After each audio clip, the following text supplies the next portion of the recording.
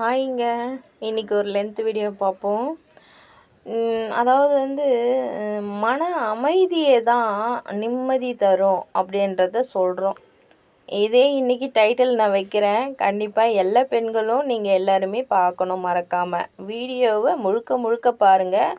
அப்போ தான் உங்களுக்கான பதிவு கரெக்டாக அர்த்தம் புரியும்.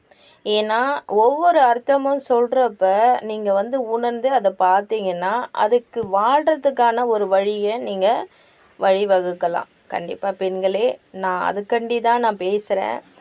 எல்லாருக்குமே ஒரு ஒரு திறமை இருக்குது.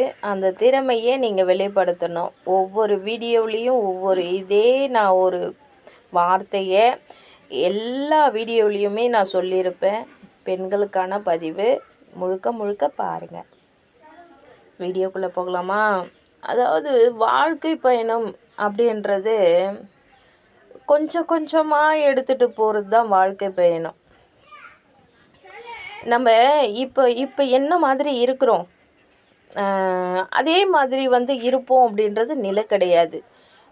நம்மளால் முடிஞ்ச அளவுக்கு கொஞ்சம் கொஞ்சமாக உயரணும். அதாவது நம்ம அப்படியே இருக்கணும் அப்படின்றது கிடையாது.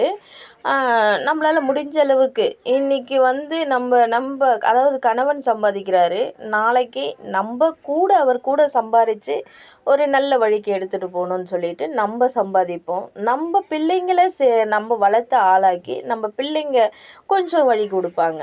அப்போ எல்லோரும் ஒரு நல்ல ஒரு மூமெண்ட்டில் வரப்போ ஒரு வழித்துணை இன்னும் நல்ல மேலே நம்ம முன்னிலைமைக்கு வரலாம்.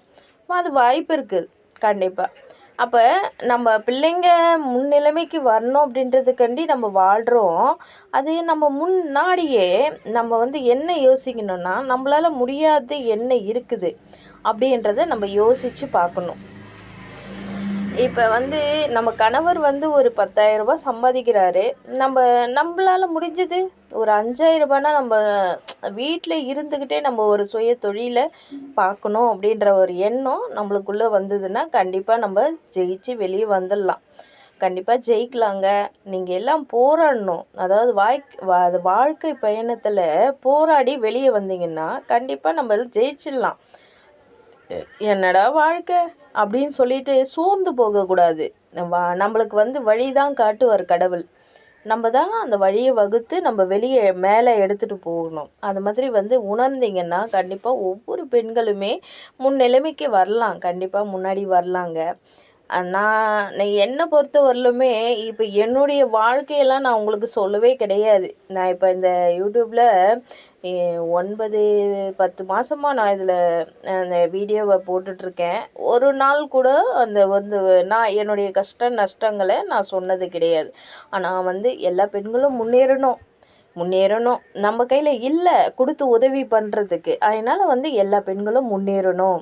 அவங்களுக்குள்ள ஒரு திறமை இருக்கும். இந்த திறமை உங்களுக்குள்ளே இருக்குது. நீங்கள் ஏன் இதை வெளிக்காட்டலை அப்படின்றத நான் உணர்த்தி சொல்லுவேன்.